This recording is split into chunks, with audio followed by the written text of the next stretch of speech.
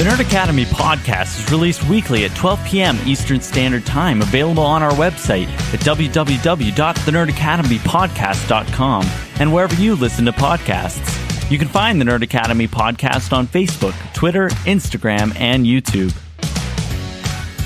You can also help support the show by going to patreon.com/The Nerd Academy podcast, where every donation allows us to bring you more exciting content every week.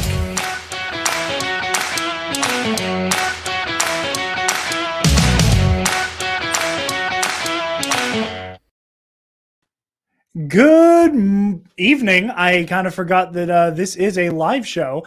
Good morning. I said it again anyway. Welcome back to Nerd Academy Live. It's the Fandome episode. Very excited to talk about it because it was something. And joining me, as always, is our resident Green Lantern, Professor Travis Grossman.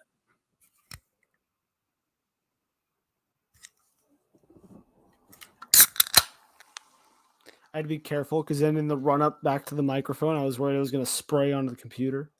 That would have been magnificent. I would have loved if you did that. So real quick couple notes before we get completely in the weeds with this week's show. I didn't get a chance to brief Travis on parts of this. So apologies for the news drop on this one, but we just like making plans on air together. So couple quick programming notes. I feel awful this week. I have been having this weird thing happen where I'm getting super lightheaded and dizzy and felt like I was going to faint at work last night. So this is probably going to be this week's only show because I don't feel good. So enjoy TNAP Live. It's going to be a live show. So you'll have this to gnaw on, and at some point this will be in the actual podcast feed tomorrow. And obviously it'll stay on the YouTube channel on the replay like the last live show did. But this will probably be the only show that comes out this week, probably.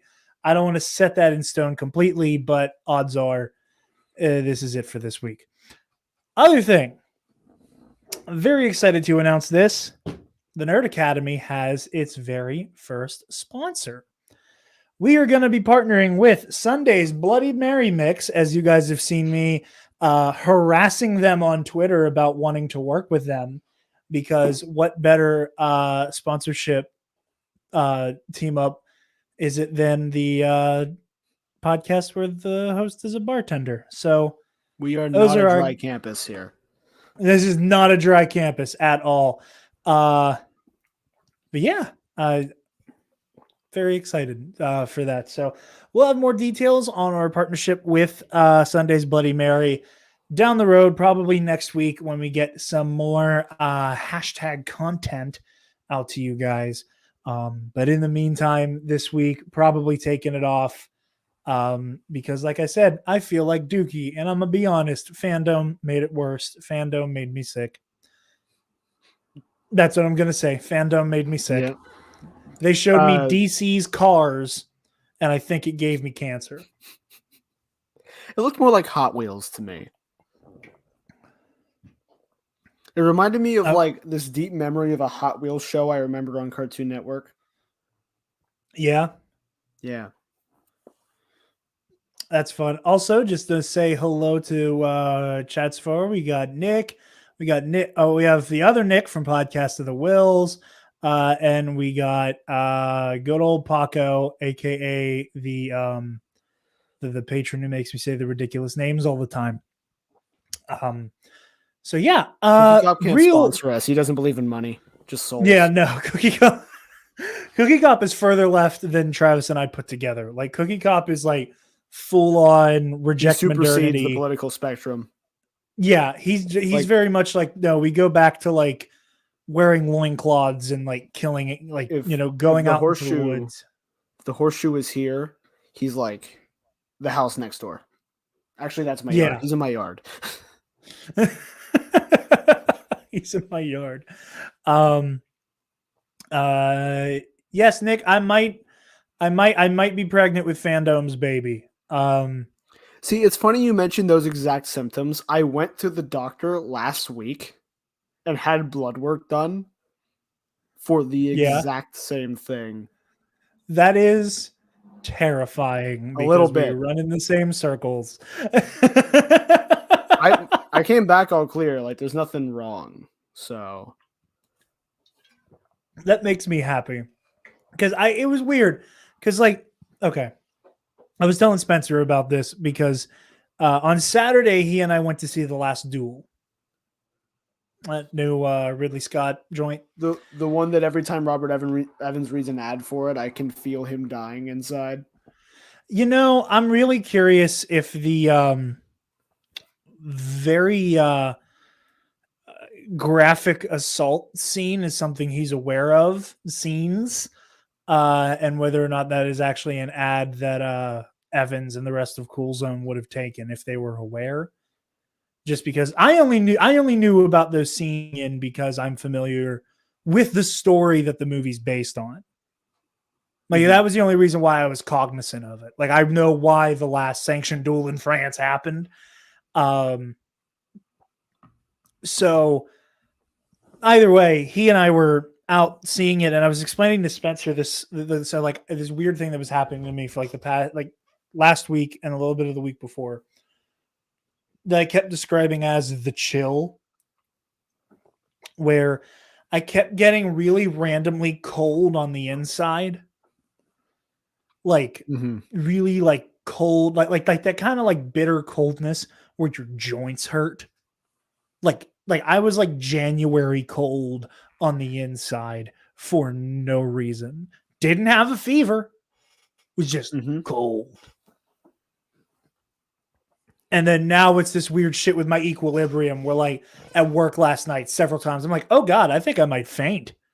It was super weird. But enough of my declining health. Real quick before we jump into Fandome itself, because Marvel couldn't help but poke its head in. I will touch on this briefly. I'm sure next week we'll probably get into it a little bit more as this story develops. But all of the current Marvel slate has been pushed back a date. So no longer will, except for Spider-Man. Everything next year and the year after has back a little bit. Although I wouldn't be upset if it happened to Spider-Man, because that means it would go to March 25th. And I'd take it. But no longer will Doctor Strange in the Multiverse of Madness be coming out on March 25th. It'll be coming out, I believe, May 6th is its new date, which was the original date for Thor Love and Thunder, which is now taking the date of Black Panther Wakanda Forever, which is taking the date of the Marvels, so on and so forth, etc., etc. At first, when the news first broke, I thought this had something to do with the still maybe gonna happen IATSE strike, because there was a deal met. Follow up on that story. There was a deal met, but from what I understand, most people think it's awful. So there might still be a strike. I don't know. I keep saying we like I'm a member. I'm not, but from what I'm hearing, and I'm keeping up with the story very closely, it does not look like right now there's going to be a strike. And at first I thought that this was Disney trying to pace itself out and stagger the release dates to give better turnaround time. But instead it seems as though what's going on here is that it's to give each movie a little bit more breathing room, which makes sense. I always will think of Disney cannibalizing itself back in summer of 2018. With Infinity War, they didn't technically own Deadpool yet, but they might have. No, they didn't own Fox yet. The deal was finishing, I think. The deal was finishing. It was money that was going to be theirs. But at the same time, you had Infinity War, Incredibles 2, Deadpool 2, and then into that mix, Solo. And then Solo, kind of drowned at the box office because it was competing with stuff that was more kind of sought after. So if what Disney Marvel's trying to do here is avoid a situation like that from ever happening again by staggering these releases a little bit more, power to them. But yeah, without any further ado, Travis, how did you feel overall about Fandome this year? I didn't get one of the big things I wanted, which was I was gonna ask. a, So what were you? a date for Gotham Nights. I wanted like a set in No, stone date, which worries me. Um, at same. I also didn't like watch all of it. I had it playing on my phone on the desk in our back room while unloading a truck. And then when Yeah, I could hear something important because I had an earbud, yeah. not sponsored by Raycons, but Raycons. Raycons are next. We got our Bloody Mary mix next to the Raycons. Fun fact: they can survive having Rain-X spilled on them. Found that out yesterday. Rain-X. Rain-X, Oh, yeah. no. So when I'd hear like, and now for a special clip, I'd run over to my phone, pick it up, like, okay, now back to work. Okay, now back to work. That's Um, fun. It felt like I think it was this way last year too, but it was so spread out you didn't. Oh, big notice as disagree, but much. continue. I have feelings. That like everyone just felt stiff. It just felt so tired and awkward, and that like it just felt so strange. And I think last year the thing was like they had the panels all day, right? So it was like we knew that at this time they were going to talk about this, and this time they were going to talk about this, so people could tune in and out as needed, and there were breaks. I also think it was actually live last year from the sound of it, or at least like parts of it were. Segments were live. There was stuff that was pre-recorded, but I think they also kind of SNL style had the like this segment was pre-recorded. They were like they would throw a disclaimer Yeah, up. like I feel like that happened. I could be wrong though. like clearly the Suicide Squad panels were not live last year. Yeah. But the in between stuff was, and this year it seemed like it was all pre-recorded. It felt like it was all Absolutely. pre-recorded. Yeah. And it was so awkward, almost all the time. Okay. So first of all, I want to, yes, the Flash season boots. The Flash season boots, everybody. Wait, hold on. I got to jump back to the chat real quick. Nick, if we get to the point where we get that Raid Shadow Legends money, I might actually play Raid Shadow Legends. I too will come out of semi-mobile game retirement and start playing Raid Shadow Legends. We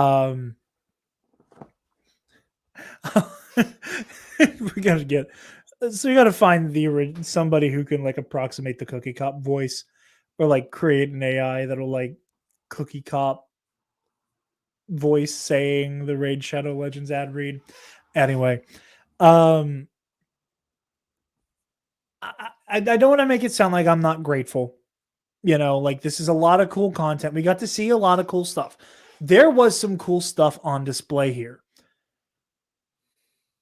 I think a mistake was made. Or not even necessarily a mistake, but I think there was a logistical error had here in trying to make this feel like last year's Fandome, when in reality it was a fraction of the length with even less of the actual content. And I think it's mind-blowing. The content feels like it was about the same. It was just paced out. Like it was a 4-hour long Nintendo Direct, but DC content. Okay. Let me put it this way. Like.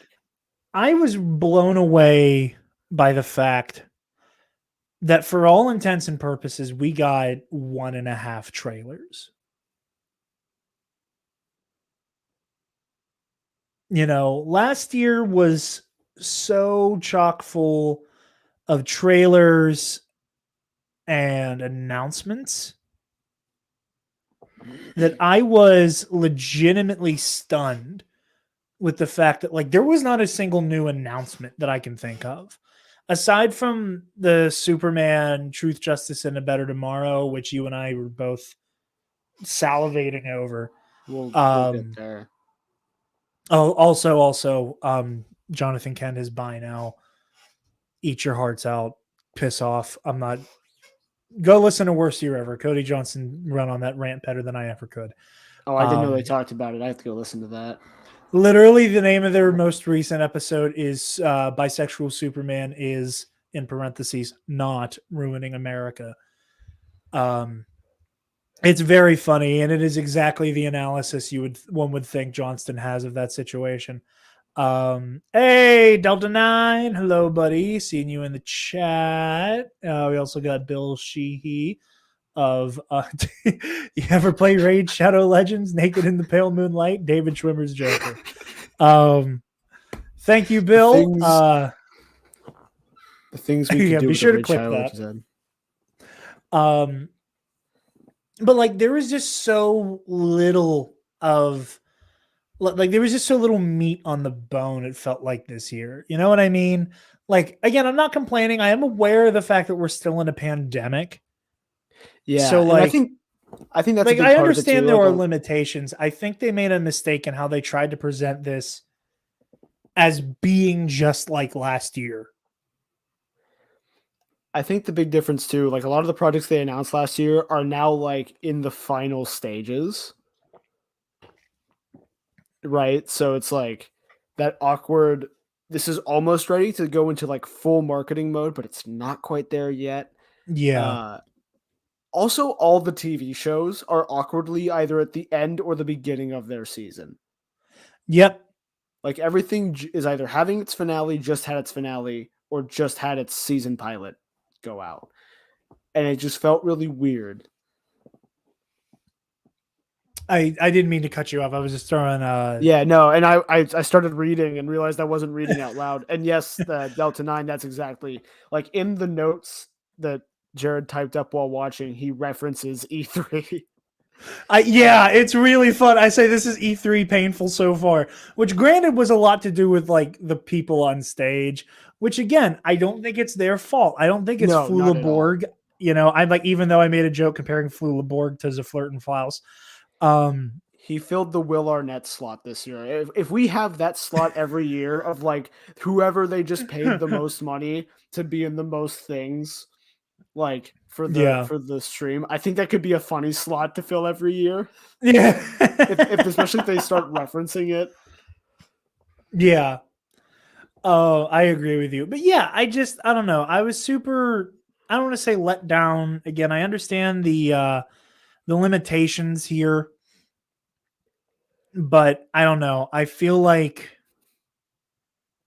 there is very much a lack of planning that happened with this one. That even though last year's was rough, they attempted to do a completely digital Comic-Con, and that was insane. Mm-hmm. Where this felt like a really weird digital Hall H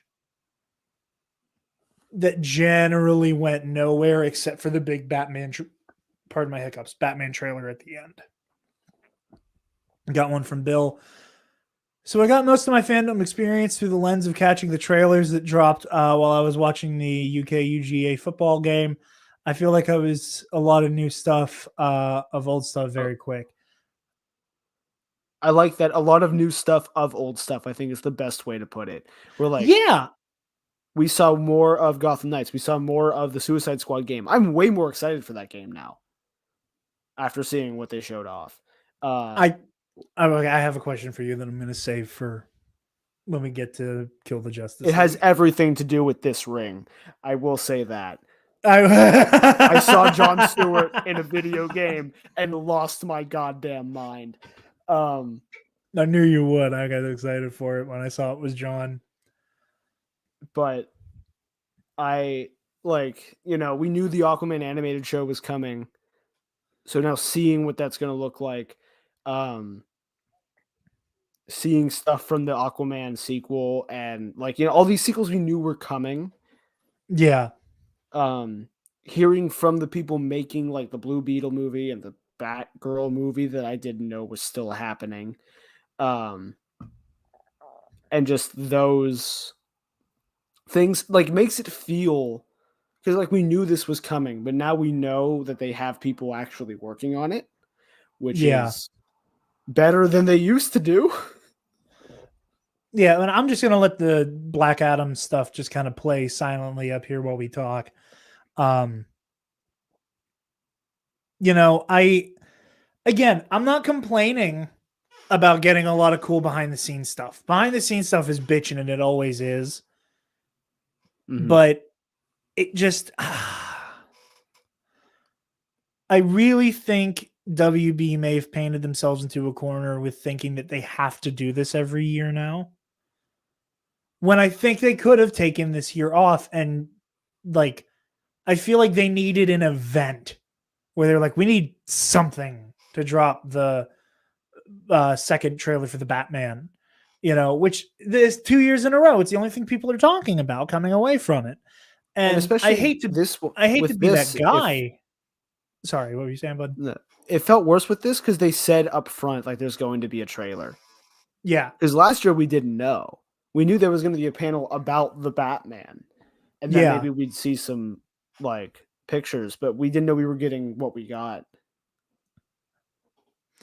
Well, I remember last year we're like, you, me, Alexi, like huddled in the car, like on the way back to your house to watch the end of Fandome and like eat pizza and bullshit, when we're all like scouring Twitter, like, okay, people are saying there is a trailer. It hasn't leaked, but people have seen the trailer. Oh my God. We were all like trying to figure out what was coming next. And as much as I hate to admit it, last year had sped by. Also, they did announce in the animated movie slate, like just slipped in. They're like, oh yeah, there's a Green Lantern movie coming. Yeah, which DC animation does these people so many favors that it really frustrates me the way they just kind of that in there. I think that deserved a little bit more time, and we'll have a list of those. But Travis, how'd you feel about the Black Adam thing? I'm glad behind the scenes and now. Also clip. I'm glad we're seeing like actual stuff now. That's what's important. That's what's important. They have to show, because of what happened in 2015, that these movies, like these projects, are happening. They're not going to fizzle out. They have been being worked on, and especially after 2020, it's even more important because you never know when suddenly like everything's going to crash down and burn. Yeah, that is true.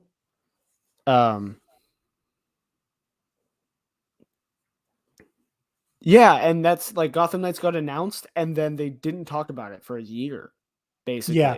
Like there was a run radio silence.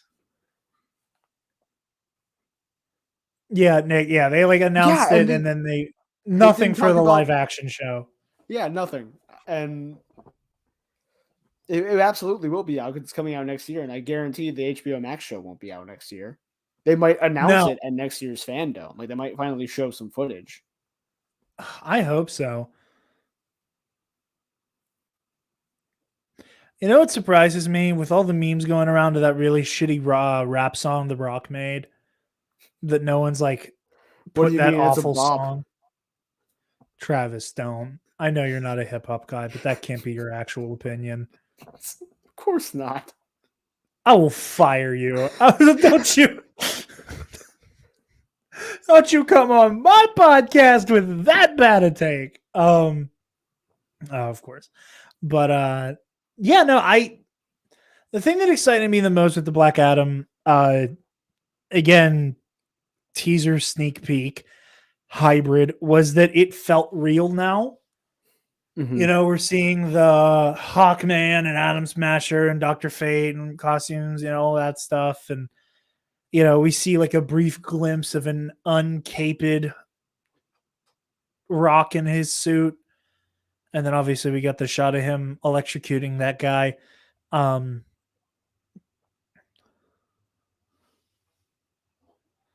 I got so confused because an ad started playing back Oh, on and the website. we started I got running like, an ad. yeah, no, yeah. The other window was like the Fortnite Nerf rifle, and I was like, "What is happening? This is a new symptom." But yeah, I really like the Black Adam thingy. It looks neat. It looks interesting. Mhm. This is gonna be They one of gave those us a ones. date for Black Adam. They gave us a date. Yes, they did. I didn't have that listed, and I should have. One moment. We September have 27th or something. Couldn't get a date for Gotham Knights, the game that's been in development for several years now, but it's fine. July 29, 2022. But yeah, no, yeah, several years of Gotham Knights and nothing but this all over it. Travis, you're the DC TV guy. I How do you was a long time how ago. you before the dark times, before the empire? Um Travis, apparently you guys ate well because the biggest deal with this long-running show is that the boots are gold now. Look how nice those gold boots are. This is the only thing that matters. Are the new gold boots. Yep. I almost dropped my ring. That's part of the problem with wearing this is I keep playing with it, Yeah. you know? Yeah, they were like, "Oh, he's gonna have gold boots," and the enthusiasm, and then the sheer lack of enthusiasm from Grant. It's I was so funny. I I have in was the notes cackling. Grant is asleep. Like he's like, Like, yeah, the boots are gold. oh my god. It's so Yeah, funny. maybe it'll look good. We've been hit or miss on Flash suits. I haven't watched the past like 2 seasons, I think.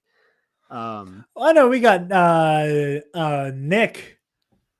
But I can't see your whole handle, bud. I can't. NFJ Films, Nick, has been promising he was going to stop watching The Flash in the Comic Book Cast Facebook group, and yeah, the suits get better and the show got worse. It's very true. I just remember seeing all the clips in the Facebook group where it's like, well, for some reason, Flash, Reverse Flash, and I don't what the hell was it, Savitar, one of the other or Zoom, one of the other evil Flashes, all They had did a Zoom, they've light. done Savitar. Well, no, I was saying like last season, the big lightsaber duel they all had. What? There's no way I didn't show you this. No. There is no way. Vamp. Somebody vamp or someone in chat put the link in chat so Travis can click on it. Good God. Yeah, this is such a like weird thing to be this like I get it because now it's the most comic accurate it's ever been, which is neat. But by that token, like I think we're at the point where You this can't should coast be the on a good standard. suit anymore. No. Now, had at the end of Arrow, if we had seen him with the goatee, I would have been hooting and hollering. I would have thrown a party. Right? Yeah. Yeah, because I knew this season was Godspeed. Like they actually did Godspeed. Because he was in like a throwaway episode.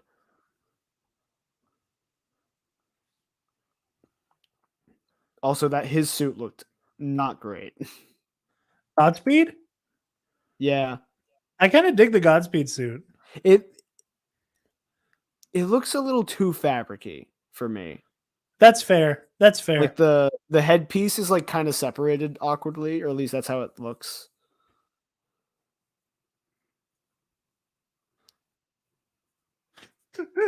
I can't believe you haven't seen this yet. I definitely have not seen this. Also, why I get they couldn't get Tom Cavanaugh on for that long, but you could have at least gotten one shot of him in the suit with the cowl on.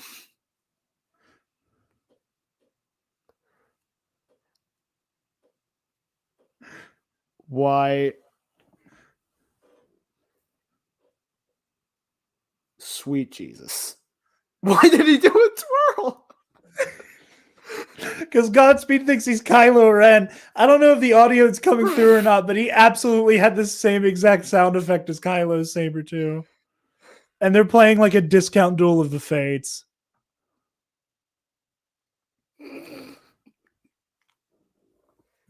Everything about this is just... Please stop. Please make it stop. I'm begging you. Okay, that suit does look... I saw the Impulse suit. Like, we got the key art. And then we're just derailing at this point. I saw the key art, then I saw a couple like shots, and it looked really bad in the shots I saw, but in that one it looked okay. I'm just gonna have to watch this season, I guess. I was out of it for so long, and I guess I'm back now. Like a Power Rangers. That's when Flash is equally at its best and worst, is when you're watching it. Like, that's the best way to describe it, is it's just Power Rangers. And I don't mean that as a disrespect to Power Rangers. I mean that entirely as, like, it's just the same feeling. Yeah. Just silly fun. Like, it could be an episode of Speedster Sentai.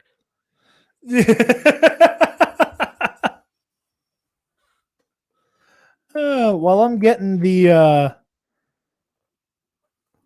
Aquaman stuff pulled up, Travis, how did you feel about the Aquaman and the Lost Kingdom I didn't spread see it, that we got? I didn't see a ton of it, because this is one of the things that I was like, yeah, okay, this isn't like a trailer. We're just seeing like shots. I love hearing Momoa talk about it, because like it's just one of those things that he's so excited. Just in general, man, Momoa is just such a sweetheart. He is. The genuine excitement he has for this, is what is winning me over. It's what won me over for the first one. You know, like, not that I'm an Aquaman hater. I freaking love Aquaman as a character, but you know, the DCEU couldn't quite get Superman right.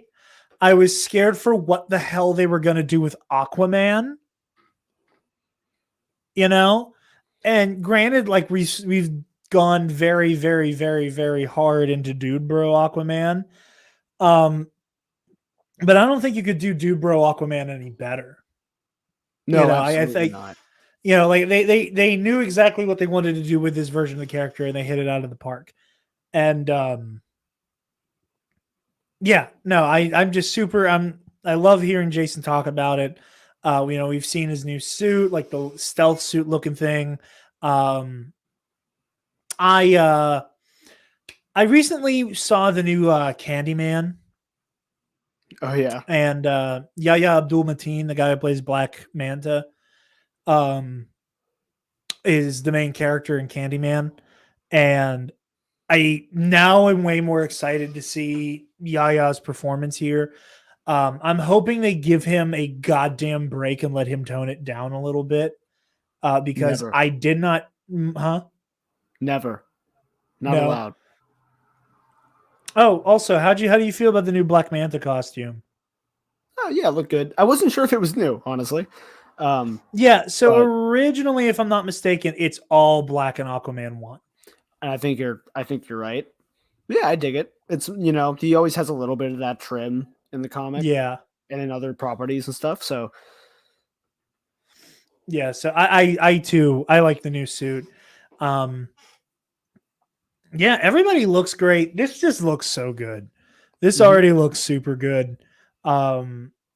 Very excited for it. Obviously, you know, WB, our problematic fave, as it were, you know, with gems like Ezra Miller and Amber Heard, makes it slightly harder to be super excited for some of these movies. But I noticed a distinct lack of her during Fandome. There's a shot. There is a brief shot of Mira during the entirety of that Aquaman thing.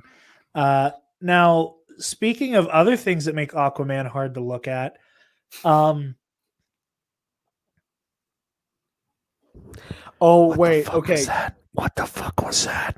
Can we talk about the number of songs that they were like, and if you want to listen to that again, stream it on Spotify, right now. Hit it up. Stop You know watching. that was a- Go to Spotify. You know that was a bop, and you know you want to hear it again. You want to hear the children's song from the children's Aquaman show.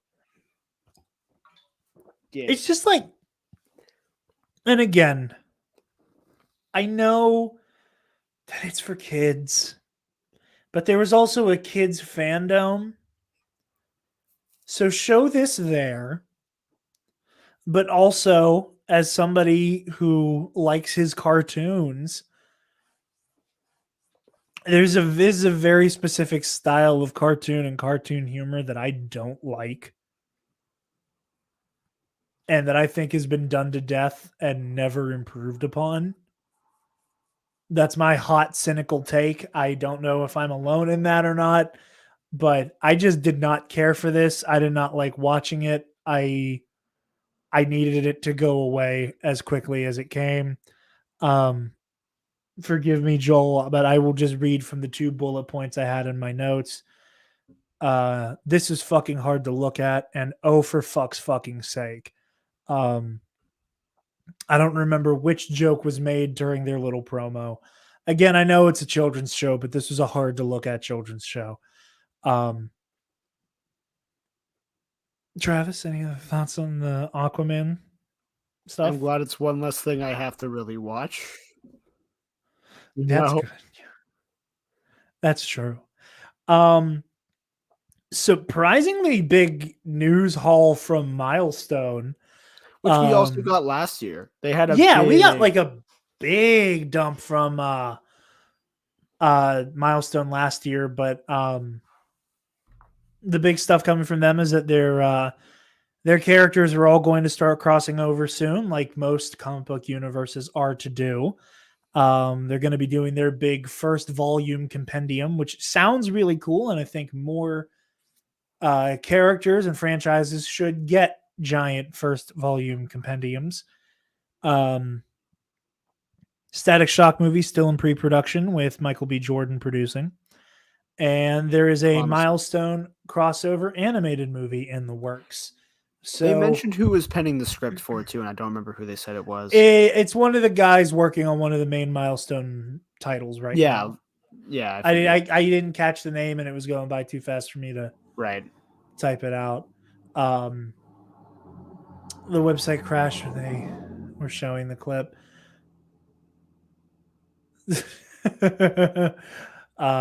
Yeah, I mean, I had the stream go ape shit on me during the Suicide Squad Kill the Justice League trailer. I don't know if anybody else had that issue. Wayne Family webtoon, cute, looks fun. Didn't actually watch the thing, like the clip of it. I just heard it. Because again, it was one of those moments of like, this doesn't seem too important, so I'm just gonna catch it later, maybe. The thing with it, and it's funny because and I'm a big fan of his. I send you his shit on TikTok all the time. The Panda Red.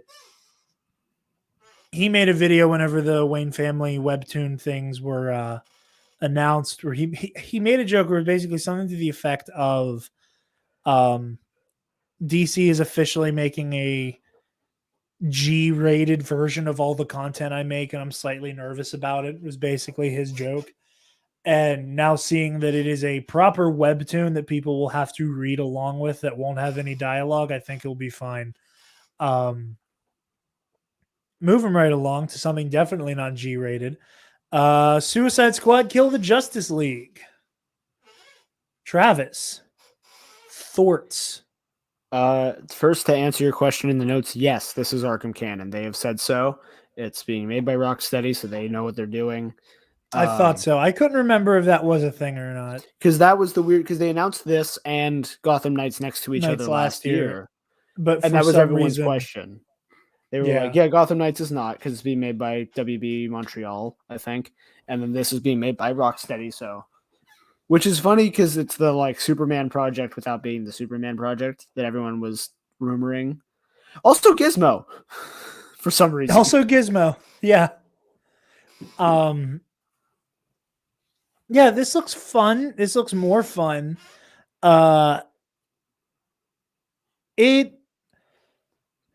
This feels like if the DCEU as so this is where the trailer went crazy for me where during Fandome where I thought there was a reveal of Wonder Woman and I kept rewinding it and there you don't actually see her when the monster falls away. This feels like if the DCEU and this and like the lineup of the Suicide Squad we got in 2016 Suicide Squad got to make it into whatever the DCEU version of Endgame would have been, where Superman is evil and assumedly has a couple evil cohorts. But yeah, Travis, like thoughts on this? Because obviously you're excited for John. I like the concept of having the Justice League be the boss battles. Yeah. I'm curious because of the way we know Gotham Knights is supposed to work. I'm wondering if this is actually just going to be the same game, but like with different characters. Yeah. And it wouldn't be unlike Avengers either, where it's like going into an area you can decide who you play as and like how you gear them up kind of thing. Yeah. I don't know how I feel about this Flash costume. I don't either. I'm very iffy on it. It's the lenses. Mm-hmm. They look less goggly in that shot, which is good because at first they just look like goggles. Yeah. But seeing it paused there, they're a lot better looking. It's also just really cool getting to see Rocksteady like play around with these characters because the only character in this batch that they've worked with before is Harley. Nobody else ever showed up in a game. I mean, Deadshot, but like this is a completely different version of him. No, Deadshot never actually showed up in a Rocksteady game. He was in the WB Montreal game. Isn't he in Arkham City? He's in Arkham no, he's in Arkham Origins. He's one of the assassins in Arkham Origins. But isn't he assassinating people in City and you're supposed to hunt him down? No, that's in Origins, I think. I'm going crazy. Catching up with the chat here. It's Arkham Canon. How is Batman alive? I don't necessarily know if Batman is alive. It doesn't look like they've actually shown him.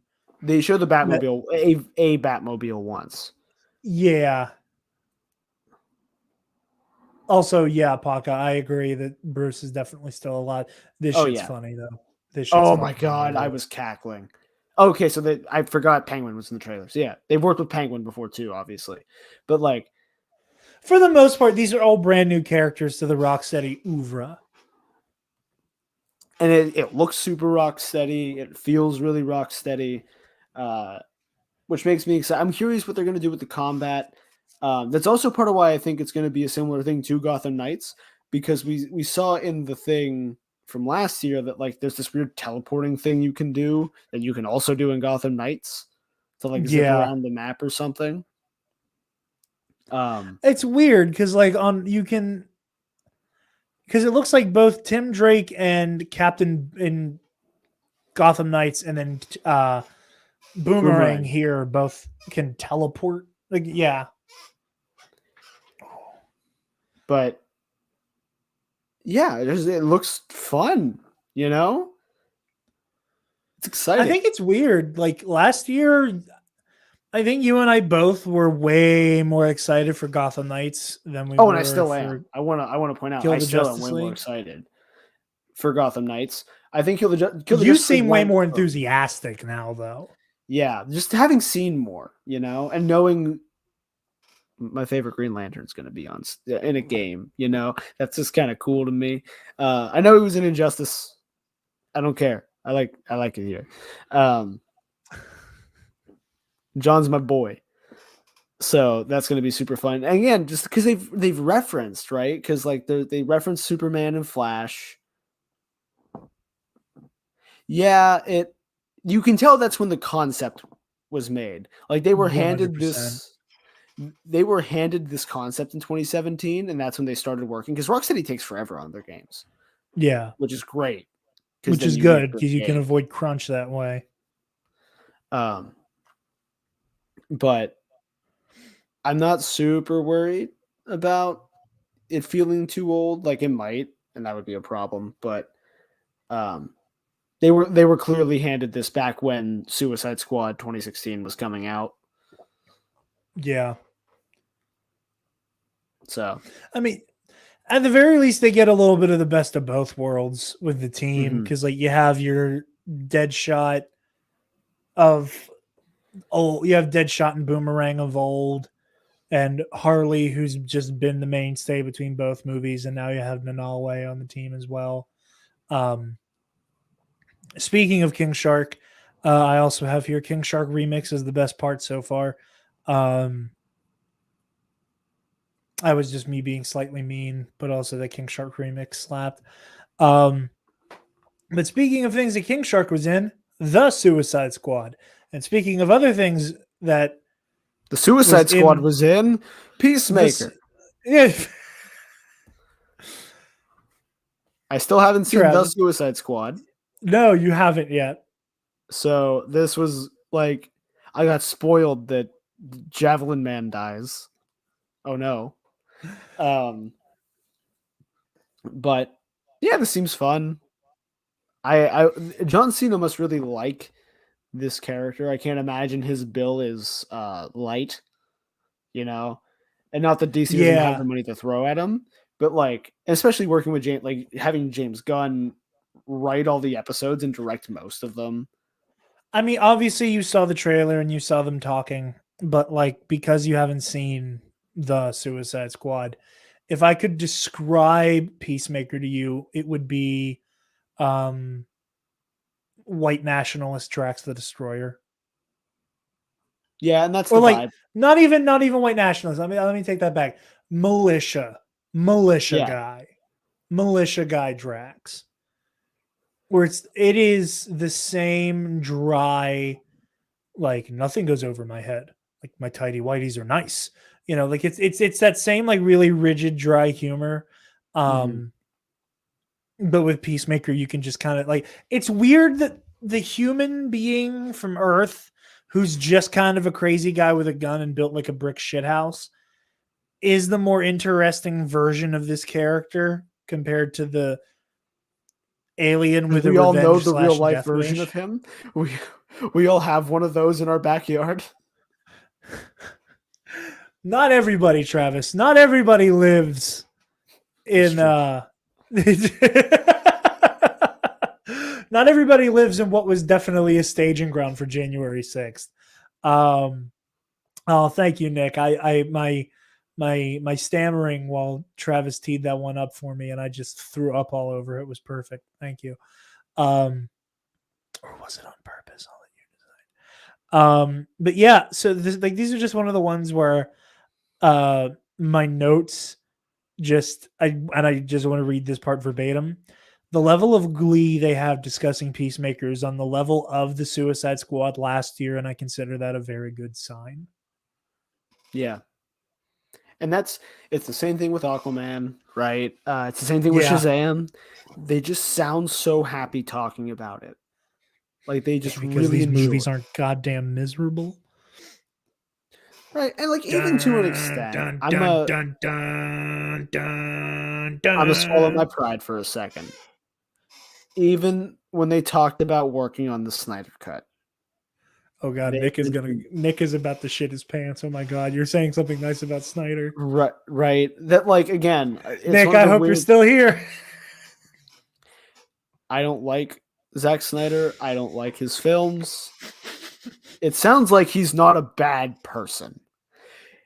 And I can respect that at the very least. That like when this started happening, everyone went like when the Joss Whedon thing happened, everyone went to bat for Zack Snyder and was like, not even in the like he had a tragedy thing happen, but in the like no, he was a pleasure to work with. And this And guy what is we a en- dick. And what happened afterwards is a crime to us.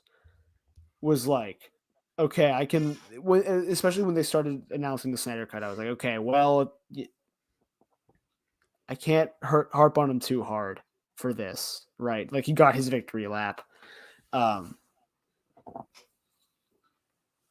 But in that same way, like the reason I think Aquaman came out so fun, not necessarily good, but fun,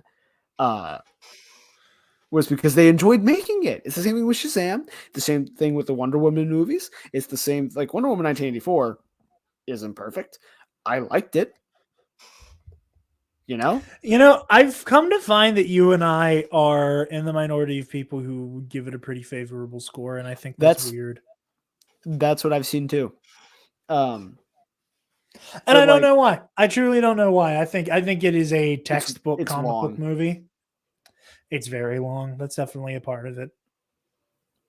I think if it was shorter, this new Snyder Cut. Snyder Cut is very, very long. It's too long. It's like 2 hours too long. It's 4 hours too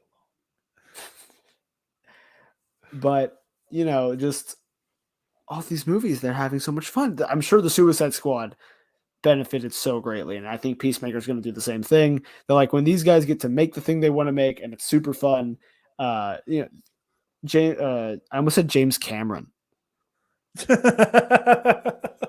Yeah, see, it's a fun watch. It's not a perfect film by any means, but like you enjoy watching a movie about a character where everyone working on the movie loves the character and loves the story being told. The DC film creators currently are so good at imbuing their love of the thing into their art, and it's so cool. And I think that's why I'm so excited for the Batman to like, not to jump ahead too far, but it's just one of those. This is going to be.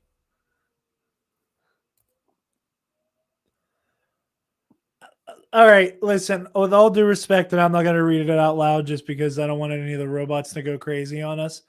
Because I already brought up the last duel. I think that in a situation where the consciousness is swapped, I think people throwing the R word, that specific R word where no touch somebody with that movie, I think it's a little out of pocket. Like, I think we're very much in like fairy tale, like it's Steve Trevor's mind in this body. Like, I think you're giving like a flesh, like you're giving the body personhood and not the consciousness inside of it the personhood. And Steve Trevor absolutely wanted to have sex with Diana.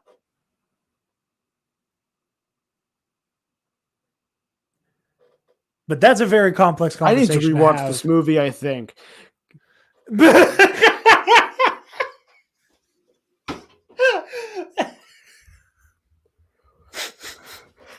I'm a little blindsided. I'm so surprised you haven't seen that discourse up to this point. Nope. It's so weird because right after the movie came out, you know who one of like the biggest champions of that argument was whenever the movie first came out? That I've never disagreed with him more in my life is Jay Washington. I was I was like, come on, man. I think it's a really weird take. But there's neither here nor there. I'm not trying to dismiss you, Paco. I'm just trying to keep shit on the rails. So I need to rewatch Wonder Woman 1984 as what we've discovered here. And after you watch the Suicide Squad. Fair. And I think Peacemaker will be really good. I think it'll be very good too. These are one of those shows where I really hope. How do I put this? I think this is going to be one of those stories where if this really catches on, exactly the wrong people are going to take the wrong things away from it. Like, there is a part of me that is really praying that Peacemaker doesn't become the next Punisher. That's Fair. And like, but part of me is like, this is so absurd. No one can miss the point. There's no way anyone could just like so far over the goalpost to like not understand what it's going for. But hey, show him the ring while you're full string. Show off the bling. You're frozen. There it is. Okay, cool. I had to give you the chance while you were full screen. You got a whole box. Yeah, courtesy of this whole guy. box. This is on a short list of Christmas presents that I was like giddy to give, but that wasn't me fishing for like a hey, I got him the ring, but thank you for the acknowledgement. You're sweet. Also, I just have a note here made of butt baby and how that's an insult I'm going to be working into my vernacular. Superman and Lois. I need to watch the whole season. I've heard great things. I've only watched the pilot. So I've not had it in me to keep up with television at all. So when I was watching the like panel, for lack of a better word, I think that there was a really weird editing thing that happened because at the very beginning, and this is like my only note from it because there was nothing of note for Superman and Lois. Where other than they're getting a season 2. Oh yeah. Which I think was already confirmed. I think so, but I don't remember. But when she like at first the woman who plays Lois was like, "This is the dining room. We don't eat in here. We shoot all our scenes in the kitchen." Or no. They came through the kitchen and they go, "We shoot most of our scenes in here. All of our eating scenes are shot in the kitchen." And then they cut to them in the dining room, but you can't see her. And it goes, "This is the dining room." And then there's a really hard cut in the audio. He was like, "We shoot all our scenes where we're eating in the kitchen." And it was like that. What happened? What went so horribly off the rails that they're just like looping the little behind the scenes featurette? Supergirl, again, I have no stake in any of this stuff, but that panel was cute. The lady who plays Supergirl got me in the feels talking about how she's gonna miss the part. However, the transition music was making me want to put my head in a blender. The every 30 seconds, it was too much. You didn't need music. It could have just been like a sound effect. We're kind of flying through something. Had a score. The Fandome has a score now. Oh my god! I told Spencer about this when we got food after we saw the last duel, and he was laughing hysterically. Are you familiar with the orchestral outfit known as Two Steps from Hell? Nope. They do a lot of like trailer, epic music, car commercial type stuff. I used to listen to a lot of Two Steps from Hell as just like part of my like playlist. And I love how they open the show with going like, well, what's his name that does all the CW music made a brand new theme song for DC Fandome. And like, not to rag on the guy because making music is difficult. But his brand new theme song was a medley of a bunch of DC hero themes, which sounded really cool. Like it was really cool while it was playing. And then they said that we were going to keep hearing his new original theme throughout the show. And then for the rest of the show, I was sitting there and I'm going, this sounds familiar. That's Two Steps from Hell. And not only is it Two Steps from Hell, it's their older shit because I was able to recognize it. And I was like, that was a little, I don't know. They kind of made it sound like all of the music was like originally written by that guy. And I didn't. I wish they would have phrased that a little differently. But like I said, I'm very much. You guys get live cars tonight. If you heard that. Yeah.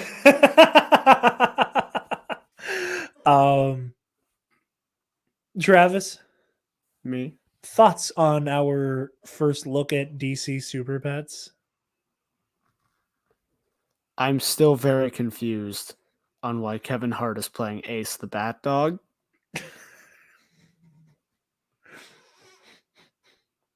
And why Dwayne Johnson is playing Crypto. Like, if anything, I feel like that should be switched. Because Crypto's like the more upbeat one, and Ace is the serious one. And not that I still it's think bad. I still think Hart would be a bad pick for Crypto. I agree with you that The Rock should be playing Ace the Bat Hound. And you know what? Good on them for not making the Super Pets movie all about Ace the Bat Hound. Like, let's give credit where credit is due. They didn't make this very easily make it all about Batman. All about Batman. You showed a little bit of restraint, and we're proud of you. So yeah, I'm sure the movie will be cute. It looks like Secret Life of Pets, the super version. It's exactly that. I think it's the same studio and everything. It's a DreamWorks movie? No, I think it's like What's Blue Sky or Illumination? whatever. Oh, Illumination, yeah. And it looks like this. It looks like almost the identical animation style. that's why I was like, this feels like Secret Life of Pets. Like, it looks like I'm just Yeah. watching, So it looks fine. It's not going to be bad. No, yeah, it's certainly not going to be bad. That's true. What we got here? They looked at the pick of them as Batman and Superman from the MTV Awards 2015 and went make that a movie. Illumination is the studio. Okay, thank you.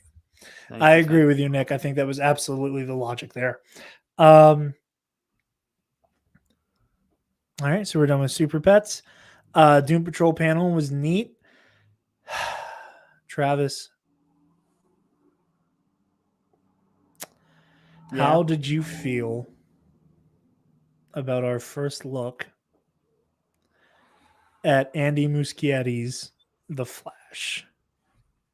So I did some looking. I did some digging last night, this morning. I was curious about something. Because if you recall, about a year and a half ago, precisely on around April 6th, 2020, a one Ezra Miller on video chokeslammed a woman in Iceland. There is no follow-up. There is not a single article, a single anything written about that event. We don't think that really weird act of violence is funny. It's just really weird that nobody has talked about it since. This is not a joke. If you Google it, nothing has been written since April, I think, 22nd. Of that same month. It was like a week later, someone else wrote an article about it, like, hey, this happened. That's it. It vanished. I don't know what kind of money they put into making that vanish. I don't know if it was a joke, like if it was a joking thing. Whoever put the video out was very adamant that it was not. I just want to know what I don't even care. I don't want to cancel Ezra Miller. Right? That's not my goal here.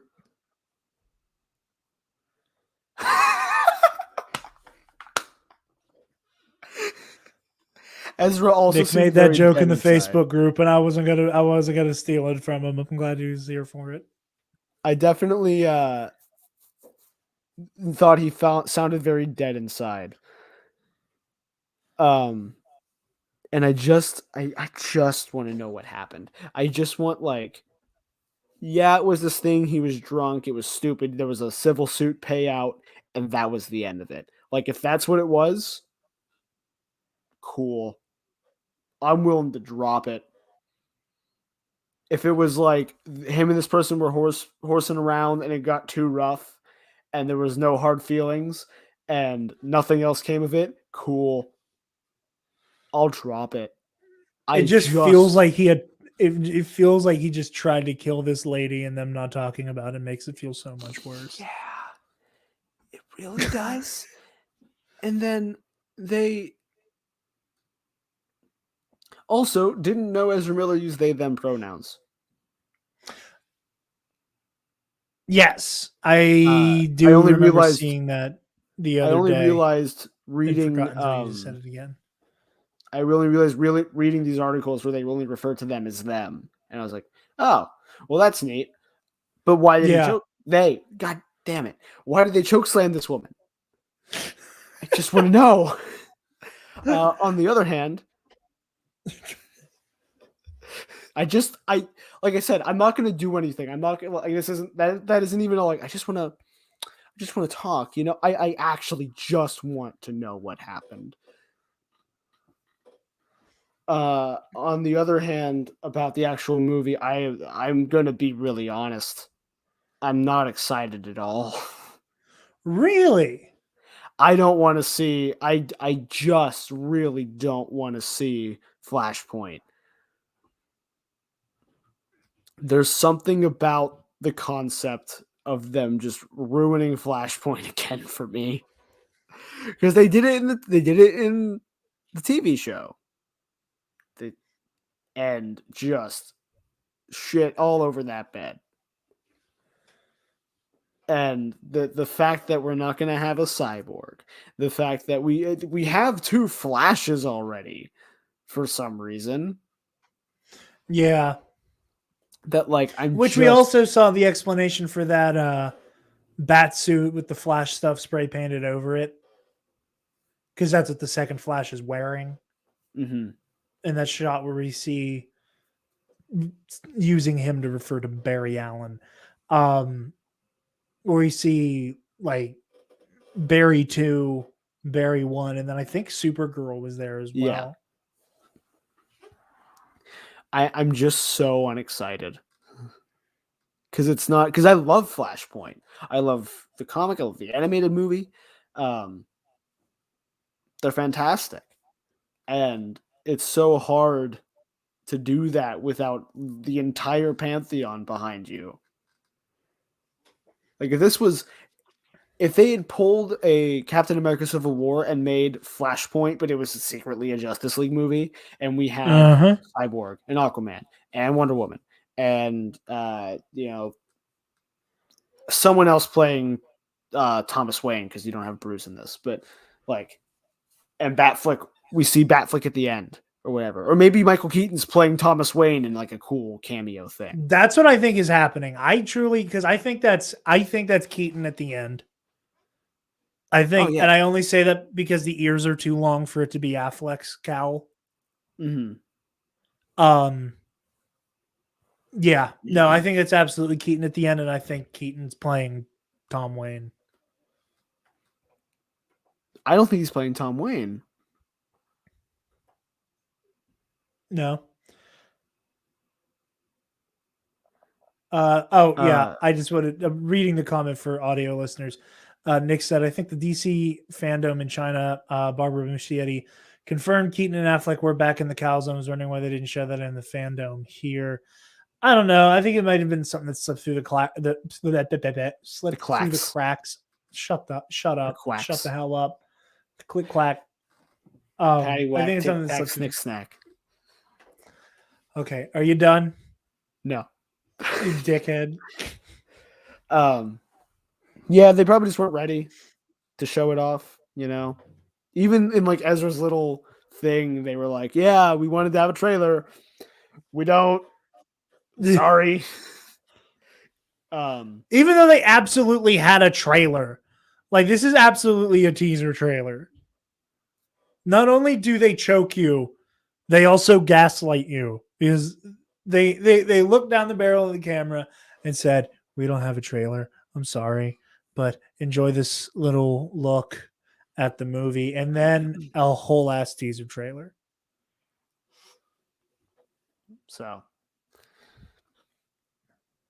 yeah, I'm like, I know I'm in the minority here. And it's not even like I think it's going to be bad necessarily. I just don't think it's going to fulfill the thing I want. And maybe it will. Maybe I'll be pleasantly surprised, but who knows? I'm going to run and take my first pee break. We're an hour. What are we? Hour and 10 in? Yeah. Good for hour and 10 in first pee break, New and we're like record. halfway done, more than halfway done. I'll be back. All right. Well, while Travis is in the restroom, I'll talk a little bit about Flash on my side then.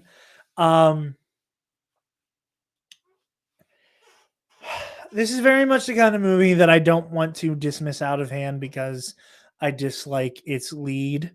And it's not even a dislike of Ezra Miller. It's more, I just want to, like Travis, I just want to talk. I just want to know what happened when they choked that lady. But that's, I think that's a lot of people, or maybe it's not because it feels like we're the only people who remember them choking that person.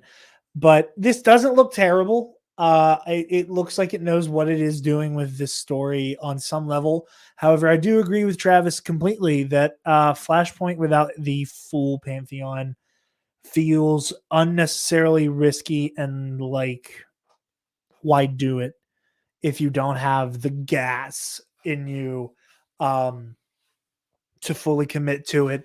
It was the only real worry that I had going into Captain America Civil War, quite frankly, was that, okay, I'm excited for Civil War, but look at all of these iconic characters from Civil War that just aren't in the MCU or are already dead or don't exist in the same way that they do in the comics that they do in the MCU.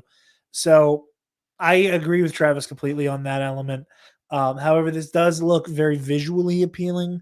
I'm excited to see what they do with Keaton. However, I do think them using Keaton as a kind of a crutch to keep this whole movie propped up on, I think is a little cheap. And the whole into the Batverse, oh my God, that legitimately scared the shit out of me. Is a little whack, but we'll see what happens. Especially now that What timing? yeah.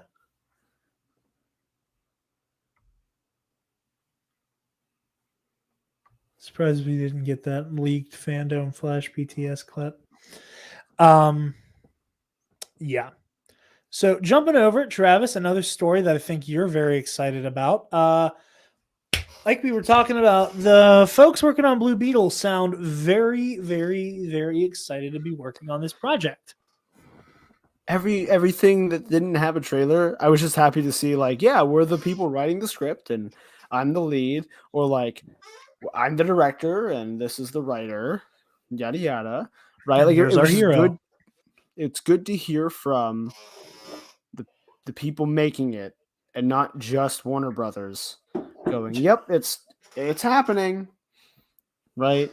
I am I'm just really excited, man. Jaime Reyes has been getting love the past couple years, right? Like he was one of my mains in Injustice 2 when I played Injustice 2. He has a whole season dedicated to him kind of in Young Justice, right? Most of season 2 centers around Blue Beetle, which is super cool. And I liked them talking about how this experience will be different for Mexican American, Latin American. It is whatever time, almost midnight. Where are you going? But yeah, like it's so cool that we're finally getting these diverse characters made by the people that should be making it. It's exciting. I'm so hyped. It's so great. Yeah, the excitement is really, really is real. And I think there's something really cool with I think it was the director who made a joke about how Peter Parker gets his powers and the first thing he thinks of is, oh shit, how am I going to keep this a secret for the rest of my life? And he's like, with Jaime, like you're like just in terms of like ethnic and a cultural thing, buddy, you're not keeping this a secret, and you are well aware of the fact that you can't. Mm-hmm. Like just little differences and stuff like that. The biggest nugget coming out of the Blue Beetle, the Fandome Blue Beetle panel, being our first look at the suit and some concept art there. Also, not sponsored by I didn't Tylenol, see but that they've been my yet. friend. I didn't Yeah, see they showed that. some concept art. That looks nice. Hello. Yeah, I thought you I'm were excited about to to see a Blue start Beetle waxing suit. poetic about the suit, and I was going to full screen you while you were Oh talking. no, yeah, it looks great. I'm excited. Blue Beetle stuff is super cool. You can do a lot with the different appendages and weapons and stuff, and it's going to be like a DC's own Iron Man, only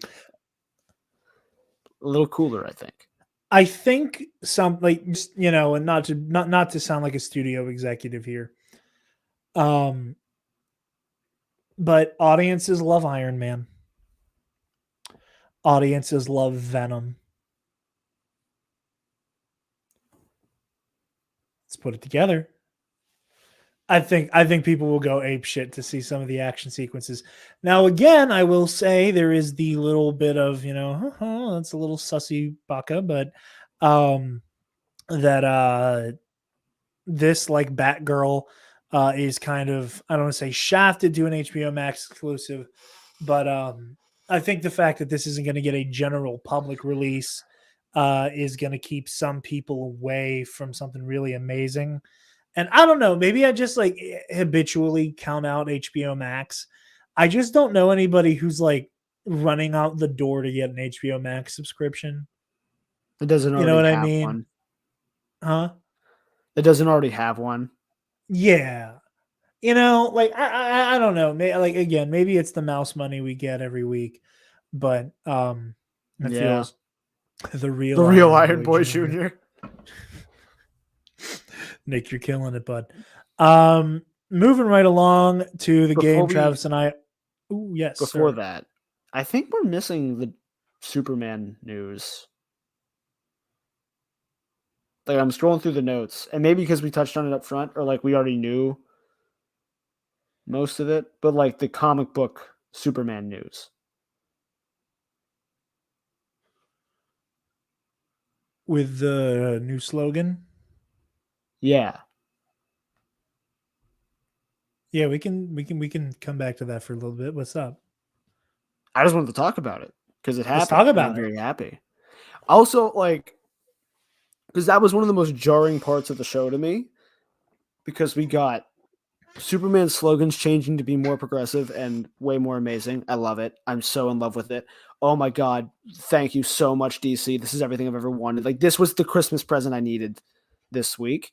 To not have to say in the American way. Like, they can use the slogan again. They've stopped using it in stuff almost on purpose. Yeah. And now we know that was intentional, and they were workshopping a new one. We have the new one. It's amazing, and I'm so happy. We got by technically Superman with John Kent. Yeah. The current Amazing. Superman is by, yes. Amazing, great representation. Super happy about it. And then the very jarring cut to anti-COVID vaxxer Cam Newton pitching Superman merch. I didn't know Cam Newton was an anti-vaxxer. He's not like I don't think he's like anti-vax, like crazy, insane, doesn't have any shots anti-vax. Like he couldn't be where he is if that was the case. But I think he is spoken out against getting the COVID vaccine, and like I know he had COVID during the football season last year, and that was a problem. And it just felt very weird. Unless like people thought he was and he was misconstrued or something, but like I remember hearing about it. I wanted to gush a little bit about the new stuff because Understandably, no, I think it's all very exciting. No, yeah, I agree with you completely. That was all cool shit that you cheers. You hit out of the park there. Travis, More stuff I love. Gotham Knights.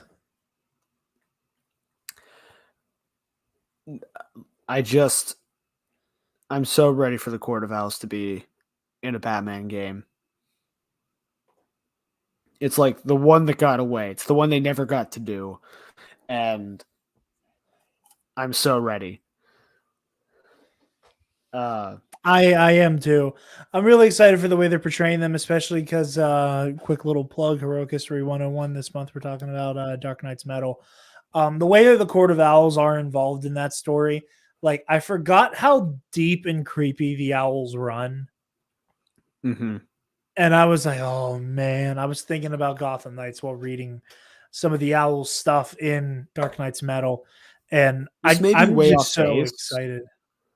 I'm pretty sure there was a line with Nightwing recently where they revealed that Dick's name comes from the owls. Yeah, I think that was a year or two ago, but it's like Gray Sun. Yeah. It's like he's descended from Talons or something. I don't remember. Yeah. Some bullshit. Some weird owl shit. I don't know. Some weird owl shit. Jesus. Oh God, this is what I wanted from Avengers, only it's going to be in something I like even more. So that's cool. Like I'm excited to do the RPG thing, you know? Yeah. Oh, this chair is making hella noise. I apologize to everybody. And we're coming in from Delta 9. I know next to nothing about the court, but I am super intrigued because it's not the usual villain, it seems. Gotham Illuminati. Yeah. Is the best way to describe it. It's so cool. It's the Gotham Illuminati, and it's cool as shit. It was like the one, like I remember during the New 52, everyone was generally upset at what was going on. Like Green Arrow lost his goatee because they wanted to be more like the TV show. Superman was on that weird I'm more alien than human kick that he had in that span of time. Like that's why we got Man of Steel kind of. Yeah. And in the middle of all of that rough stuff, we had like one of the best Batman stories ever. Yeah, pretty much. That's pretty much how that went down. But yeah, no, I am really into this. I'm glad that they framed this story trailer this way, because the debut, the announcement trailer felt very, the Bat family is going to happen across and uncover a conspiracy by the Court of Owls. Where this trailer is very much the Bat family is going head to head with the Court of Owls. You know what I mean? Like this feels like this makes it feel like the Owls truly are more the central threat than just your Gotham heavies who are acting a fool because Bruce is dead. Put that in big air quotes. Then the game is open world and you can play as any character you want for the entire game. Interesting. That's the vibe, yes. I think there might be some missions that are specific to characters, or like if they have to be in your party or something. That is not confirmed at all. That's just what I remember from last year. No, but the party thing sounds like something they said. I could be wrong. You can co-op. You can, like, people can play, and I think you can have all four. It might just be in duos. I don't remember. But Windows security, virus, and threat protection. Don't mind if I do. But yeah, this is very. I unmuted that on my side and scared the bejesus out of myself. I'm very excited for this. This looks just so much fun. It's a hot moment. I thought this game was taking place right after Arkham Knight in the same universe. Yeah, a lot of people did. It did certainly feature a message from Bruce saying goodbye as Wayne Manor went up in smoke. Yeah. It did certainly feel that way. And then they went, nope. Suicide Squad game is in the Arkhamverse, though. Why? Because we are confusing.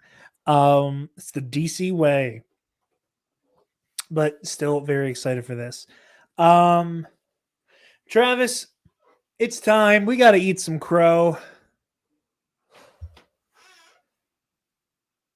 We have been saying the name of the star of Batwoman so wrong for so long, and we need to own up to that one.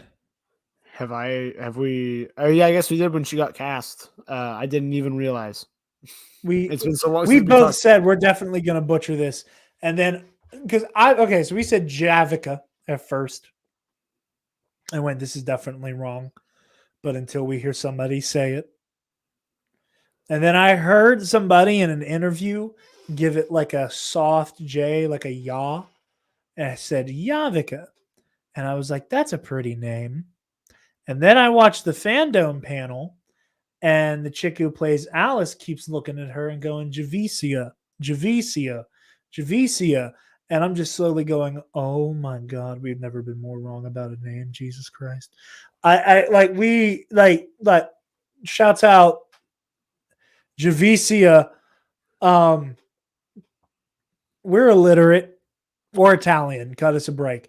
But that was We've our only ever bad. done one thing right, and that's food. He's right. He's really right. I don't know if Rome counts, but this is spicy Caesar Bloody Mary. Listen, we don't technically have our like link or code yet. So like this is absolutely free advertising. And like I said, I've been sick. I've also not eaten a lot lately over the last 2 days because my appetite is not there because I feel like shit.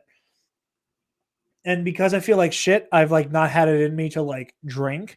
But let me tell you, the moment I have it in me to put alcohol in my body, spicy Caesar, Bloody Mary. I am going to war crime this jar of Bloody Mary next. And I hope you guys do too. Sundance Bloody Mary. Like I said, I just keep looking over and it looks good. And I really want to try some, but I do not have the stomach capacity for it. But that is neither here nor there, nor is it actually a proper ad. I'm just distracted by how much I want it. Catwoman Hunted. The chick who played Jade in Victorious as Catwoman is the most brilliant casting that I can't believe has not already happened. Yeah. That was genius. So Catwoman Hunted looks really cute. That looks really fun. It looks very anime. It does. Compared to other DC animation. And I'm not upset by it. I wouldn't expect you to be. At all. Considering the last DC anime we got was Batman Ninja, which I'm not a fan of the animation style, but by God, is that movie brilliant. In like Batmech. Now you might be thinking, oh, like a mech that looks like no, mech made of Batmech. The movie's perfect and has no flaws. So we got our animated lineup for next year with obviously Catwoman Hunted, Constantine, House of Mystery, Teen Titans Go, DC Superhero Girls, Mayhem in the Multiverse, Green Lantern, Beware My Power, Battle of the Super Sons, which will be the first CGI animated DC movie, and then a deluxe edition of The Long Halloween that will feature a 4K version of the movies. I saw there was a panel for Legends of Tomorrow, but I'm going to be very, very honest with you. This was the point where I went to go get a sandwich. I definitely was like not paying attention. I've not even watched the first full season of Legends. I've heard it gets a lot better. That's very fun. I have no idea how this show has continued. By all accounts, it should have been canceled after like 2 seasons. But here we are. This has to be like some weird bulk order deal, but with actors, where it's easier to keep them on contract for a show and in the contract be like, hey, but you can also show up on like the Flash and Arrow and Supergirl and stuff, rather than just have them on for cameo stuff. Yeah, that sounds about. I mean, I don't know, but I like your version. Where they were like, it's easier to have these guys on bulk order, where we don't have to worry about paying them per appearance. We just have them Yeah. on salary, you know. And they have fun. They enjoy Yeah. themselves. The show looks Also, fun. They fought real a giant Furby. They did fight a giant Furby. I didn't remember seeing that. Just because it looks like I skipped it in here. They had their little Injustice panel for the new animated Injustice movie that I am unfortunately not hearing great things about. But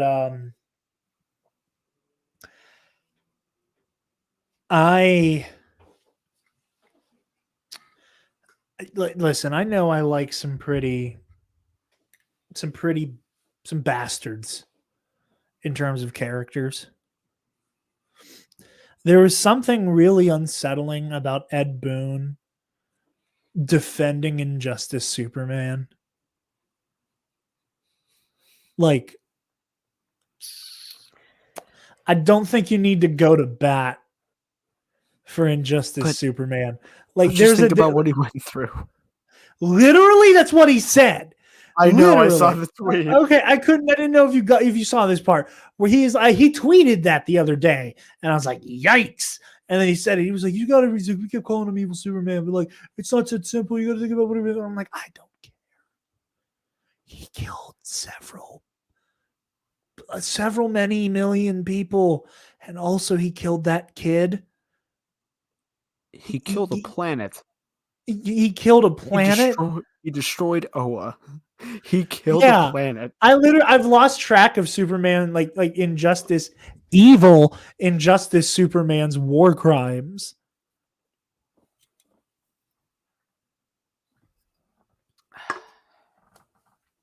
Yeah. I just wanted to touch on that. This is a very strange take. Bat wheels, bat cars. We also have our full cast list for the Spotify podcast, Batman Unburied, which is as followed. Some of these we already knew. Winston Duke as the Batman, Jason Isaacs as Alfred, Sam Witwer as the Harvester, Lance Reddick as Tom Swain, Tokes Olagoindie as Martha Wayne, John Rhys Davis as Dr. Hunter, Emmy Raver Lantman as Kel, Gina Rodriguez as Barbara Gordon, Jessica Marie Garcia as Renee Montoya, Jem Peer as Arnold Flass, Ashley Birch as Vicky Vale, Key Crew, David Esquire, and more. So, yeah, Batman Unburied sounds like it's going to be cool. That'll probably be something I listen to all at once. Batgirl had a little bit less meat on the bone. But because the concept art they showed was of a lot further away, so you couldn't really see Barbara's suit. But red hair and cowl confirmed, according to the writers and director. Titans. Nick, I hope you're still here. Season 4 confirmed. No Red Hood spinoff announced, which I was legitimately surprised by. They had the first look at the finale. Obviously, Travis and I are incredibly behind on Titans, and I was very confused at what I was looking at. Also, Batman would not make his password Selena Kyle. To which remember, this isn't replied, Batman. This is not Batman. This is Alfred pretending to be Bruce Wayne after becoming a deranged serial killer and murdering Bruce Wayne. As I put in my notes, oh, come the fuck on. The Harley Quinn sizzle was cute. I liked the very the very fourth wall breaky element there. Oh, good, Nick. I'm so sorry we glossed over Titans so quickly. I'm glad you're here, though. Titans are back, bitches. But no, Harley Quinn sizzle was cute. I got to catch up on Harley. It's one of those shows I'm embarrassed to say that I'm not up on. It's definitely when I stopped watching, I was like, this actually seems like it's getting kind of good. And that was episode 4 of season 1. Yeah. And then I stopped because I just had this hard stop with the TV all of a sudden, and then never started again. And I'm gonna be Well, it honest, was like I'm okay. it was Schmodown Spectacular 2019. Where like right after we finished the Spectacular, you were like, you're watching the first 2 episodes of Harley Quinn. And I Yeah. loved them. I loved them. And I didn't watch anything after just because I was like, I'll get to it. I hated the first episode. I hated the pilot of the show. I enjoyed it. I thought it was fine. I all these I clips I've enjoyed seen everything after the afterwards. pilot. I enjoyed everything after the pilot. But I think that's why like I was still feeling offset by the pilot. And I think now if I go back and rewatch it, I'll be okay. I'll be able to like blitz through it. But Yeah. I'm lazy and I don't want to right now. So, that's where we're at. Hey, valid. Batman Cape Crusader sounds really cool. If I have one, like I don't even want to call it a gripe. I understand why people really like putting Batman in the 1940s aesthetic. Because on some level, Batman functions better in that lane, and you don't have to keep like adding on to his skill and equipment sets to make him feasible in a giant metropolitan city. When it's like a 1940s type thing where it's like, oh yeah, he just has like a fast car and he can glide from a taller building to a smaller building. I Especially get it. like it's the same way horror movies are like way more believable older ones because they don't have these. Well, like it's Yeah. a part of every old horror movie. We're like, oh, the phone line's cut. Oh shit. And now they have to do the like either some supernatural thing where calling for help doesn't matter, or we don't have cell signal. And it's like, do you really not? Do you really not? Go stand on that rock. Go stand on that rock. We're now like Um one of Bruce's 85 bachelor degrees has to be in computer programming. yeah, literally it feels like Bruce's like degrees have to like the number of which he has have to increase for the concept of Batman to be believable even remotely. But the way they're describing it sounds good. They said the go-to sentence that I love to hear, which is Bruce Wayne is the mask that Batman wears. But it was also Bruce Timm saying that, so I'm unsurprised. I'm excited to see Batman from scratch for the first time in a hot minute. And yeah, I like I said, I'm a little mixed on the 40s aesthetic, but we'll get what we get. Young Justice, I guess the first 2 episodes of the new season are streaming now because DC was like, "Hey, eat." And I have not yet, unfortunately. Although the trailer was so bad. Just deal with one bird's done. So out of the multiple projects, it's the only one that has a date. Yes. I feel like there was something else he's producing on that he came up for, but I don't remember what it is. No, it was just for the Wonder Woman retrospective. Oh, yeah, you're right. I remember seeing him twice. I couldn't remember what the second one was for. Yeah, all of his Justice League Dark stuff hasn't been really brought to fruition yet. Yeah, because it's never going to happen, and I just need to accept that. Keeping my expectations on the floor. That's fair. I'm not for these episodes of Young Justice, but the trailer was really cringy, and I didn't like the narration. I really didn't like the narration. It felt fake. It felt like I was watching in a world. Yeah, literally. Like it felt awful. I didn't like it at all. I am very excited. It seems that we're going to be focused on Mars a little bit this season with McGon and Connor and half Martian Beast Boy. Yeah, I mean it looks neat. The Young Justice again is one of those things where it's like, oh man, I gotta get up on that. We also have Naomi and DMZ, which both look neat. I think those will both be performing well. I'm glad Ava DuVernay got to do something DC, I guess. We got another one from Nick. The Phantom trailer was a bunch of random shit thrown together, but the first 2 episodes were good. Well, that's good. I'm that's excited. encouraging, seeing as the episodes are actually good.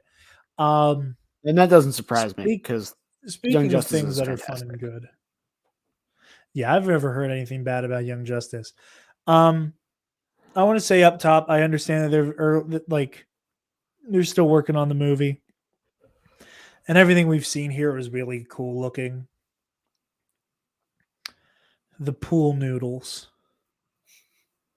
make me so happy, and I laugh. I cackled every time we see the previs pool noodle thing going on here. I'm waiting because there's a great shot of, I believe it's Lucy Liu, just at ready stance with a pool noodle. That will clearly be animated. There it is. Oh my god, I love this shot. I love this shot so much because it's going to be some type of bullshit space spear, like a spear laser gun type thing. It's going to be some type of ridiculous weapon. But in the meantime, just pool noodle. But also their costumes look great. But yeah, all of the previous stuff looks really neat. Concept art looks cool. I'm excited for Shazam too. I love the first one, and I'm even more excited for Fury of the Gods. I can't wait to be left at the carnival again. So excited. I cannot wait for that joke to have its resurgence. I think we get a second shot of pool noodle. Hold on. I think we get a second pool noodle. I need to see this through to the end so I can see the. Yeah. Okay. I saw my pool noodle. Okay, I'm happy now. But yeah, this looks cool. Again, like a lot of the stuff at Fandome, it's neat and it's cool, and I like to see it. But by the same token, there's not a whole lot to chew on. Travis, I'd appreciate it if you vamped and or gave your thoughts on the Wonder Woman retrospective while I took my first bathroom break. All right. I should point out I can't see the chat from my side. Oh. I don't know what just happened. I guess I'm going to pull up the stream on my phone, hopefully, and I can see the chat and interact with some people. I loved the Wonder Woman retrospective. I thought it was really cool. What made me sad was the chat of the Wonder Woman retrospective because everyone seemed really bored, and it made me sad. It's weird seeing myself on the thing. Excited to hear that, we knew Wonder Woman 3 was coming. That's cool. Really happy about it. Listening to people talk about how important that character is. I love hearing people that aren't me, the cis white straight guy, talking about how much they love superheroes that represent them. I think that's so cool. It makes me so happy to hear them being happy. And it makes me super excited. So yeah. Like I said, I was very upset because every once in a while during that, I had a couple of down moments where I could pick up my phone and I'd pop into the live chat of the stream, and it was just like, "Oh, where's the Batman? Where's the Batman? We want Batman trailer." And it's like, yeah, but Wonder Woman's pretty cool, and she's turning 80. Just appreciate what we have, please. Can you not be insufferable? At the very least, just turn it off and come back later. That's all you have to do. It's not hard. It's weird because I'm on a delay on the thing. I have myself pulled up on the phone. It's very strange. I don't like it. I don't like it at all. But yeah, Wonder Woman was neat. I also don't have the notes pulled up. Maybe there's something I missed. Notes are gone. I closed them out. We're no scoping it, folks. You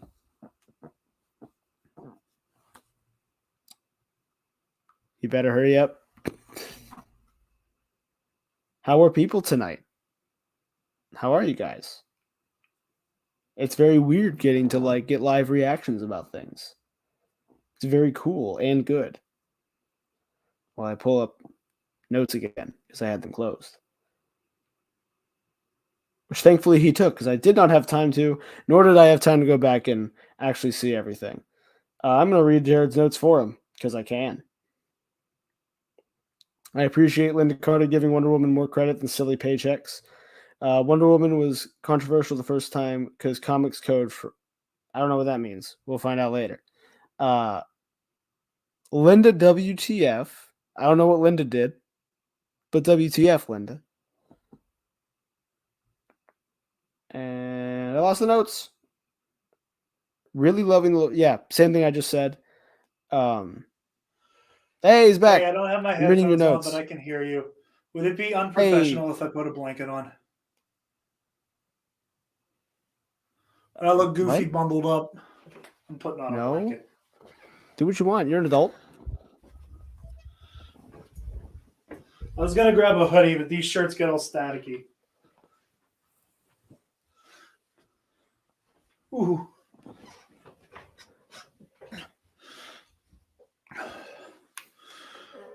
Alrighty, and I'm back. What do we got here? Oh, hello there. Welcome to the stream, Lexi. I asked how things were going while you were gone because I ran out of things to say. I pretty much read your notes without realizing I read your notes, and then read your notes actually. We're just... Yeah. I also mentioned, I don't know if you saw, the chat during the Wonder Woman segment was very like demeaning. I was very upset by it. See, there came a point, so like I spent most of Fandome like sitting right here, exactly like this with a blanket on and everything, and got to the point where it was hurting my back sitting this way. So I like reoriented everything, was casting it onto the TV, and was like cuddled up on the couch watching.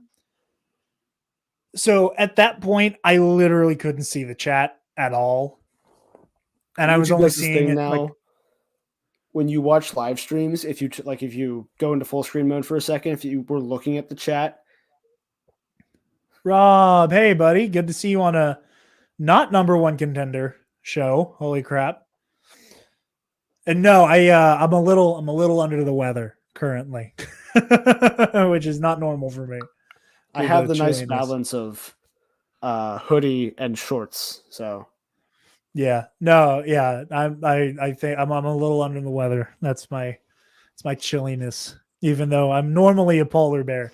Alexis is correct. I'm very much the fan and AC in the winter type, so I'm a little uncharacteristically cold. But yeah, we hit a point like during the Wonder Woman segment, especially where there wasn't really an announcement and they were just talking about Wonder Woman, and it was amazing and great. And then the chat was just frothing at the mouth, going, "Where's Batman? Give me Batman!" And I was like, guys, like, come on. It's so disappointing. And like, Grant, I don't want to defend the like, all we care about is Batman happening during the Wonder Woman retrospective and how just cringy and gross that is. But by the same token, if that was happening throughout the whole event, I can't say I'd be surprised because they made it very clear the only thing of substance was the Batman trailer. And I hate to say that. That's what I said at the very beginning. I don't want to shit on Fandome. I think it's cool. I think it's cool that we get all this content. I love getting these behind the scenes looks. But logistically, they showed us all they had last year, told us everything, and now all they can do is be like, hey, here's a behind the scenes look at the thing we told you we were doing. Remember that concept art we showed you? There it is standing right there. So I can understand a little bit of like, please just show us the one thing you have. But that's Linda Carter, man. Put some goddamn respect on it. Like you shut your dirty mouth. Yeah, no, unacceptable. I also I can't remember what I put Linda WTF Yeah, about, I don't know but I either. think she said something outrageous that I thought was hilarious, and I should have written it down and put it in quotes. I know that whole Wonder Woman retrospective was really cute. It was nice getting to watch Patty Jenkins and Linda Carter talk. I think it's the closest we got to any Wonder Woman 3 sizzle because they were addressing Linda Carter's cameo at the end of 84 and the fact that it's all but confirmed that Linda Carter will be in whatever Wonder Woman 3 ends up being. But no, the whole thing, getting to see all these different people talk about Wonder Woman's legacy, I think was very I really enjoyed it. It was very hammy and the same kind of it's the same kind of stuff you hear every time there's some type of big, like, this is why we love this hero. But it was nice. It was cute. It was sweet. I enjoyed it a lot. Indeed.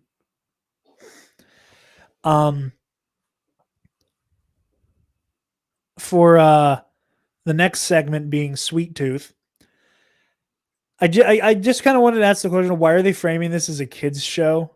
Because like the questions felt very much like how much candy did you eat in this show that's like kind of like an adult thriller horror show? Like it's rated TV 14. Like it's not a TVMA, John. Like it's not something that like you can't show a kid. But from what I understand, Sweet Tooth is a little bit darker than something you can show to a kid, and it felt like it was very childish questions asking about the candy stuff. But that's beside the point. We are in the home stretch here. We want to say anything else on the Wonder Woman retrospective since you guys were talking about that for a good minute, or do we want to jump into the last two here? So jumping into the last two, I kind of ran my course on that while you were gone. So, alrighty. Well, first of all, HBO Max has picked up Pennyworth. maybe So I'll finally Pennyworth, watch it. yeah. So it'll be easier to watch now. So the first two seasons will be on HBO Max in 2022, and I do plan on catching up on Pennyworth. And whenever season 3 comes out, there will be a 5-year time jump. And that's all we got for Pennyworth. And that's all we have for the DC fandom. Ha ha ha ha. No, we don't. We got gold boots. Travis? Huh? We got gold boots. We got gold That boots. was the That's big all that one. matters. Yeah, gold boots. That was at the beginning. Exactly, Nick. Now we can finally watch Pennyworth. Yeah, gold.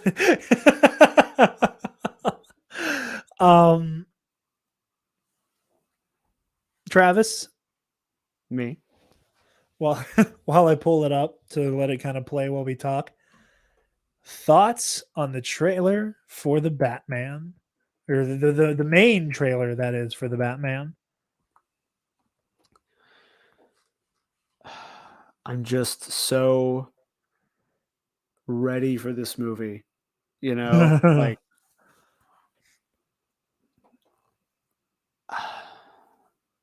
it's nice that they haven't, like, we got this trailer. I hope we don't get, like, we'll probably get the usual suspect amount of hype right before the movie comes out. And that's fine.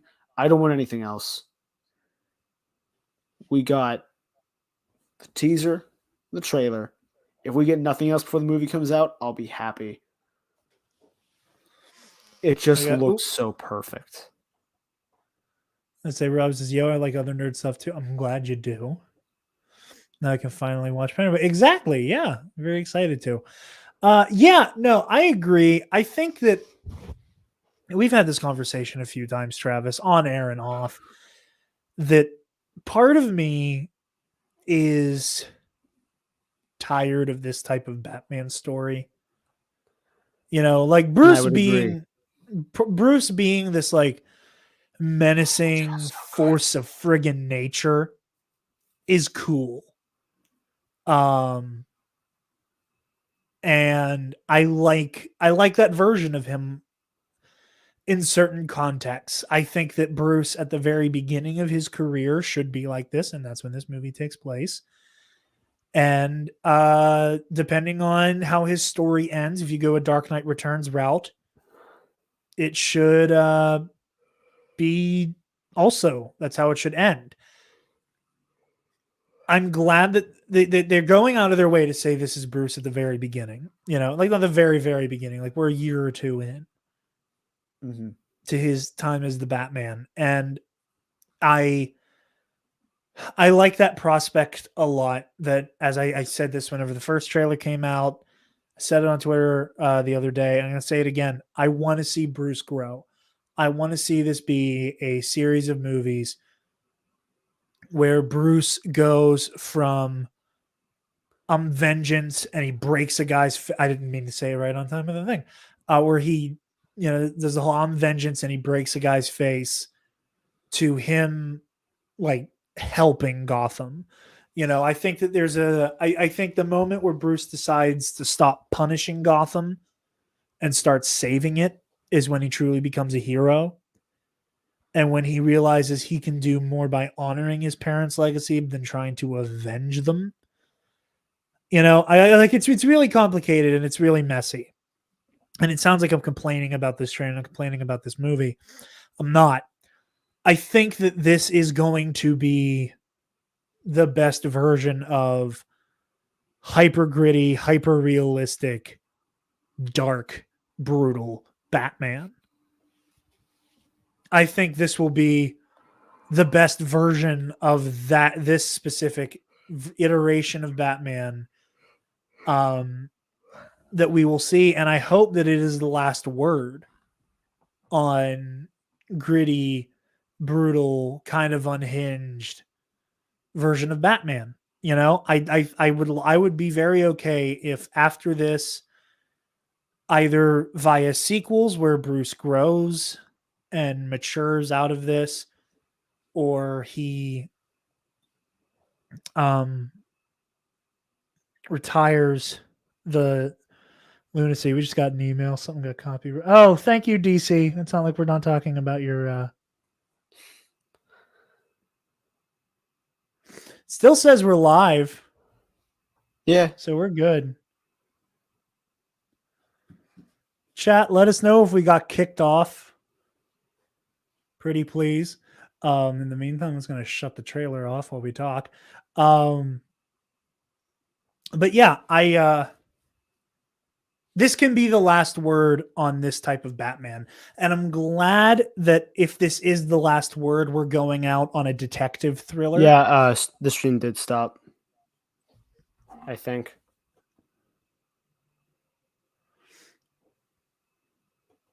Yeah, stream's dead. All right, how did Jerry and Scotty fix this?